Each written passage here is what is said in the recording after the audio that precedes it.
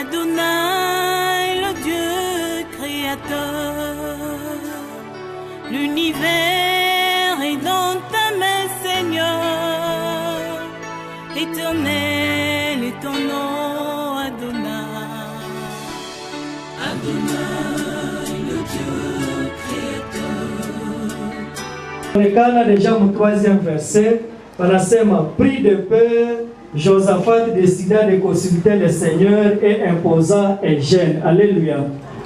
Ni kusema attitude yenye Josaphat alikamata ya kwanza, alijitourner vers le Seigneur. Il s'est confié à l'Éternel pour son combat. Alléluia. Seigneur nakuwa devant une difficulté. Attitude ya kwanza ni kujikofie kwa nani? Kwa Mungu. Wanasema Josaphat, bien qu'il ait peur, mais ya kwanza alikumbuka, j'ai un Dieu fort à qui je peux me confier. Alléluia. Sasa kesiko kwetu na sisi tuko magumu, tunashikofiaka kwa nani? Quand tu te trouves face à un problème, ton secours c'est vers qui? Kuna wamingi wanatafutaka deja secours wapi? Kwa wanadamu. Mais tunaona attitude ya Josaphat, yeye wakati anaona hataweza kitu, anakimbilia nani? Anakimbilia nani? Il tourne vers le Seigneur, anakimbilia Mungu. Ni ile même attitude yenye tunapaswa imiter kwa. Nous devons toujours recourir vers le Seigneur parce que c'est à lui où nous avons notre secours. Quelle que soit la nature de ton problème, tourne-toi vers le Seigneur et tu trouveras du secours auprès de notre Dieu. Na ukiangalia bien ile passage, balituonesha comment Josaphat a prié. Tulifata prière à Josaphat. Mwile prière à Josaphat, niliretenir mo 4 éléments. Élément ya kwanza, Josaphat a d'abord élevé la grandeur de Dieu. Mon verset 6 mpaka 8. Kuna mfata nanja élevé Mungu. Nasema rien ne peut te résister. Tu as marché avec nos ancêtres. Ili kuna élevé grandeur ya Mungu face à l'adversaire. Na si Seigneur toko devant nos problèmes, dans nos prières, nous devons toujours élever notre Dieu. Comme Josaphat l'a fait, c'est une prière vraiment de confiance où il connaît son Dieu. Il sait que Dieu est capable de le sauver de cette situation. C'est pourquoi il l'a élevé. Deuxième élément, il a rappelé à Dieu ses responsabilités. Akamonesha ya kwamba Mungu ko vraiment responsable ya ile peuple. Ni Dieu ko vraiment responsable ya protéger le peuple. Nous aussi, face à nos problèmes, nous devons vraiment mettre Dieu face à ses responsabilités parce qu'il est capable de nous sauver. Troisième élément dans sa prière, il présente maintenant la situation. Wakati alielevé Mungu, akishaonesha responsabilité ya Mungu, Dieu a présenté ça sa problème yake. Nasema voici ce peuple vient nous combattre. Hakula Mungu anakuanja ombea difficulté yake. C'est là où nous nous perdons. Quand nous sommes en souffrance, tunasawaka kuelever Mungu na kuonesha responsabilité ya Mungu. Tunanjaka na problème zetu. Lui nous montre un exemple. Quelle que soit la nature de votre souffrance, il faut d'abord élever notre Dieu parce qu'il est capable. Il est aussi responsable de ta vie. Njoo alikumbaka na iko na responsabilité ya kukuchunga na kukutosha ndani ya ile problème. C'est à troisième position que Josaphat présente maintenant sa requête. Anasema angalia sasa banakia tupiganisha. Alléluia. Dernier élément. Ukifuata parti ya mwisho, Josaphat kunaonesha Mungu ya kwamba yeye hawezi pigana, il est incapable de combattre ce peuple. Donc il s'humilie et remet tout entre les mains de l'Éternel. Na si ndani ya yote yetu kunapitia, tuachie Mungu afanye yote. Tujimilie mbele yake. Remettons tout à notre Dieu et lui seul combattra à notre place. Alléluia. Josaphat a présenté aussi la promesse qui a été donnée le jour de la dédicace du temple. Wakati Salomo alimaliza construire temple, aliletaka promesse nasema kila mtu mwenye atafikaka hapa, quelle que soit la nature de son problème, s'il crie vers l'Éternel, il trouvera solution à son problème. Josaphat rappelle cette promesse à l'Éternel. Anamwambia uliambiaka waancêtre yetu ya kwamba siku yetu tutawaka na shida, tukiingia mwi sanctuaire et nous crions vers toi, tu vas vraiment nous donner secours. Alléluia. Nasi ndio sanctuaire tu hii. Alisemaka kila mwana ingia humu, s'il a un problème, et s'il crie vers l'Éternel, il trouvera aussi la solution. Ni kusema na si, Seigneur tunafika hapa, quand nous voulons prier, nous devons aussi rappeler à l'Éternel cette promesse. Que Seigneur, je suis maintenant dans ta maison où tu m'as demandé de venir présenter mes problèmes. Sawa leo, ninajua kila mtu amekia na shida yake, utarapele Mungu les promesses sawa Josaphat. Unasema mon Dieu, je suis maintenant devant toi. Tu as dit à tes serviteurs que quiconque entrera à ces lieux trouvera solution à son problème. Ili itakuwa maelema ili zenye zinasaidia ndani ya priere ya huyu Josaphat. Donc élément ya kwanza, face au combat, nous devons toujours nous tourner vers le Seigneur. Nous ne devons pas nous tourner vers les hommes, parce que vers les hommes nous serons déçus, mais vers l'Éternel nous trouverons notre secours. Alléluia. Deuxième élément, tunaipata mu verset 14, kuanza au 14. À partir du 14e verset, juste après la prière de Josaphat, on nous dit, à pleine assemblée, l'Esprit du Seigneur s'empara de Yaziel. Nikusema wakati walikuwa viko naomba, muassemblée, un lévite a été rempli du Saint-Esprit et a parlé au nom de l'Éternel. Et donc là, ils avaient besoin d'écouter les instructions de l'Éternel. Mungu anasema nini kwa hii kompani na kwa mbele yetu. Alléluia. Na je na kwa deuxième attitude yetu. Pour vaincre un combat, après avoir prié le Seigneur, nous devons aussi l'écouter. Aba walisikiliza huyu prophète. Alléluia. Est-ce que nasi tuko na wakati ya kusikia instruction ya Mungu senye tuko face à des difficultés? Kuna watu wenyewe akisha kwa mo problem hana na wakati ya kusogelea serviteur ya Mungu pour qu'il m'orienter. Ces gens ici dans la présence de Dieu, ils ont aussi suivi, ils ont écouté l'orientation de l'Éternel. Ils ont écouté ce que l'Éternel leur a dit à travers le prophète, à travers celui qui a été inspiré par le Saint-Esprit. Mara mingi senya tunakuwa na probleme zetu, hatukuwa tena na wakati ya kusogelea wa serviteur ya Mungu. Dieu nous donne des solutions, Dieu nous parle à travers ses serviteurs.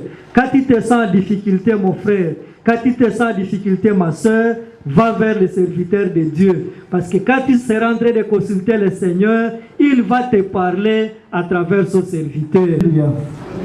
Dans cette orientation, quand nous écoutons le Seigneur, ici nous trouvons des orientations. Première orientation, il faut d'abord avoir confiance à Dieu. Akabambia ne craignez rien.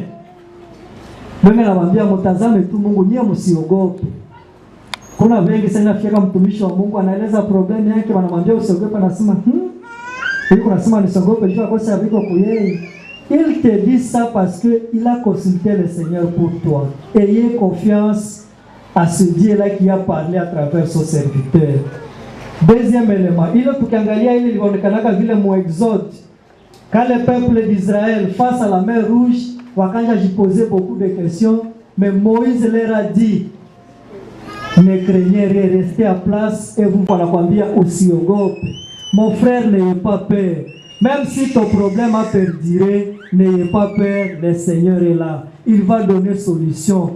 Attendez seulement, restez sur place et tu verras la délivrance que l'Éternel te donnera. Alléluia. Seigneur, nilikuwa na méditer sur le mot rester sur place. Nilipata ma version mbalimbali. Kuna watu wenye hawajua kubakia sur place. Il a un problème. Leo anakia fika ku ministère anasema, mon Dieu, j'ai vraiment besoin d'avoir un mari. Au lieu de demeurer par la présence ya Mungu, Seigneur tasikia tunasikia kule kwa mtu mwenye kuna tabia, anatoka hapa anaenda kule. Des jours kule haviale, anatoka kule anaenda fazi nyingine. Est-ce qu'il est sur place? Na baya hivi hawapatake solution kwa problème.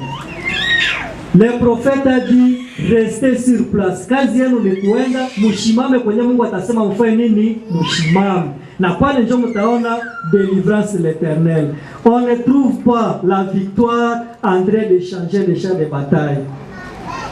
Leo unapigania, kesho unapenda unapigania kule, kesho unapenda upigania kule, hautapataka victoire. Vous devez rester sur place. Vous devez demeurer dans la présence de l'Éternel. Ce sont ceux-là qui demeurent dans la présence de l'Éternel qui trouvent la solution à leurs problèmes. Leo unafika huko na présenter magonjwa yako mbele ya Mungu, bakia pale, demeurez dans la présence de l'Éternel jusqu'au jour où vous verrez la délivrance que l'Éternel va vous accorder. Alléluia. Mais pour ça, deuxième élément, pour que tu atteignes victoire dans notre combat, nous devons écouter le Seigneur, et en écoutant le Seigneur, nous devons demeurer dans sa présence. Avant de faire l'instruction, bakabambia motapanda na monashimama, haiko nyie njo mutapigana, le combat appartient à l'Éternel. Pour nous aussi, nous devons aussi demeurer dans la position que le Seigneur nous a donnée cette année. Hii année Mungu alitupatia na si instruction. Anasema votre bénédiction, votre victoire va dépendre de la façon dont vous allez évangéliser. C'est là où nous sommes en train de demeurer.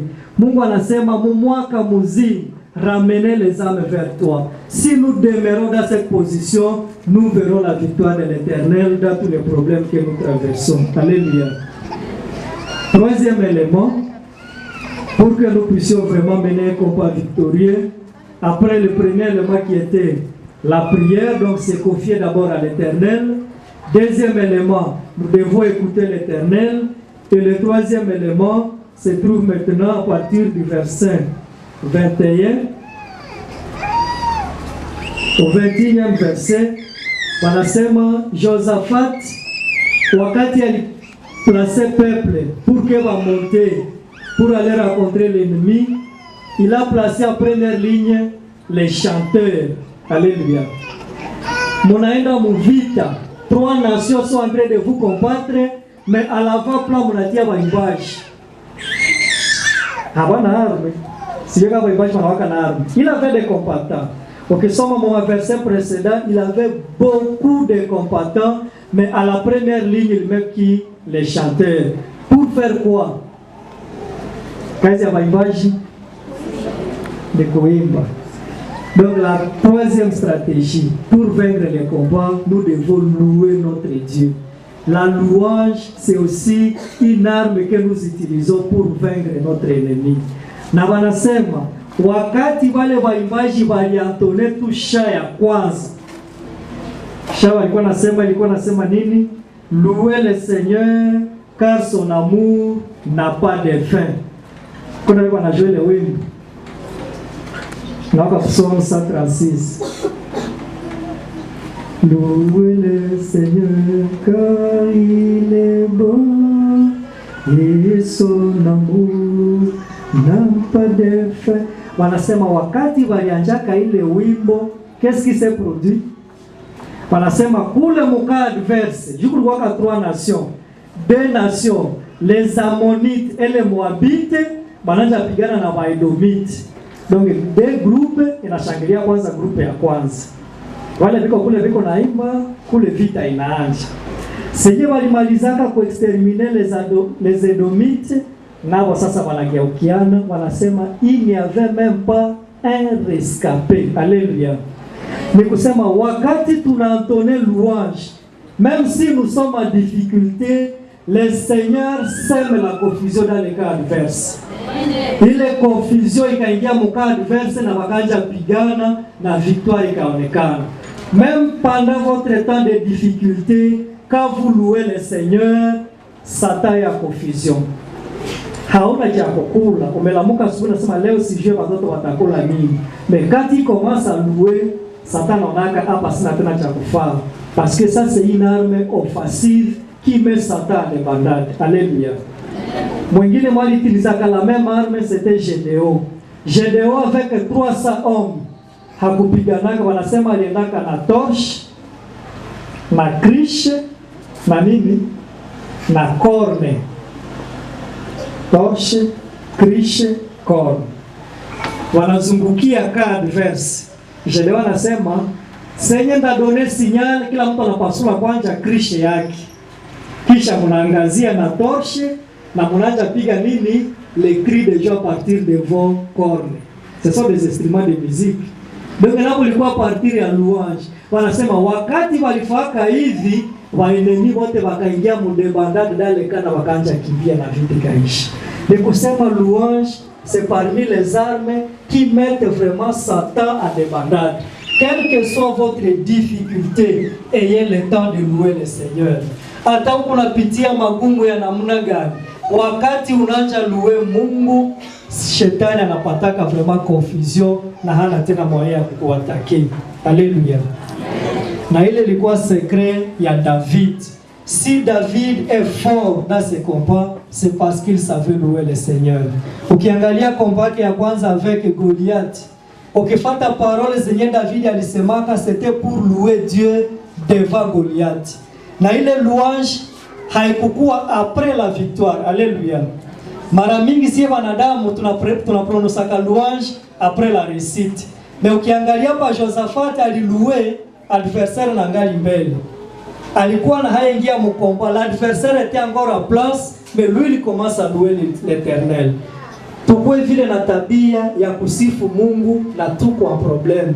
Pas seulement attendre la délivrance pour louer après. Nous devons aussi louer l'Éternel pendant les moments difficiles. Josaphat alianza louer na haingia muvita na ile ndio limpatia victoire. Si mu journée ya leo Mungu kuna turekomande vile vitu vitatu. Mbele ya vita, mbele ya magumu yenye uko napitia, attitude ya kwanza, confie-toi à l'Éternel. Usijikofie kwa wanadamu, ujikofie kwa ule Mungu mwenye iko capable kukusauver. Na ukishajikofie kwa ule Mungu, umusikilize anakuorienter namna gani. Fata orientation ya Mungu ndani ya probleme yako. Wakati utafata orientation ya Mungu, le combat n'est pas pour toi. Toi demeure là où le Seigneur veut que tu sois. Kama Mungu anakwambia bakia sur place, reste là et attends la délivrance de l'Éternel. Attitude et attitude, nous devons vraiment avoir le temps de louer notre Dieu, quelles que soient les difficultés que nous traversons. Na ni mwile attitude ndio tutapata victoire. Wakati wewe unalouer Mungu juu ya probleme yako, Mungu hata jiarete kwako wewe peke. Même ta famille, ton entourage sera bénéficiaire de la louange. Alléluia. Tunajua histoire ya Sila na Paul dans la prison. Qu'est-ce qui s'était passé? Comme Acte 16, verset 5 à 26. Wanasema wakati Paul et Sila ont commencé à louer, wanasema milango ya prison zote ilifaka nini? Ilifungulika. Pas seulement là où Paul et Sila étaient, même là où les autres prisonniers se retrouvaient.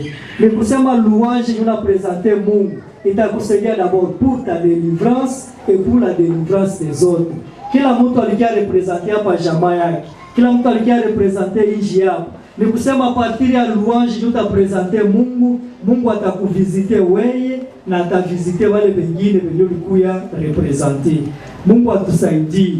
Seigneur, tunakuwa face au combat, face à des difficultés, tu vois na kamata hii trois attitudes de Josaphat.